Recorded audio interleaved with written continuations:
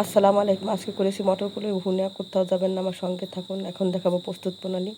সেদ্ধ দিয়ে দিছি সামান্য হলুদ আর লবণ দিয়ে। মটরগুলো সেদ্ধ হয়ে গেছে, নামিয়ে নিয়েছি। তেল দিয়ে দিলাম, তেজপাতা, দারচিনি, সাথে মরিচ, 3 টেবিল চামচ দিয়ে দিলাম আদা, রসুন, জিরে, পেঁয়াজ বাটা দিয়ে দেবো। হলুদের গুঁড়ো, সামান্য পানি দিয়ে দেবো। মশলাটা ভালোভাবে কষিয়ে নেব।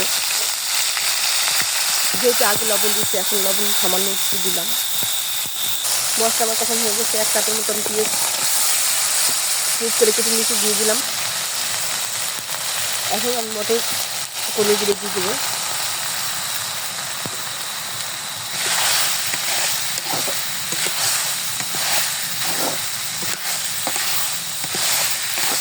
দুই মিনিট নেড়েছে, সামান্য পানি দিয়ে দেবো। 4টে এলাচ রেখেছি, 4টে এলাচ আমি এখন বেটে দেবো পানি দিয়ে। এলাচ জিরে বেটে নিয়েছি, তা দিয়ে দিলাম।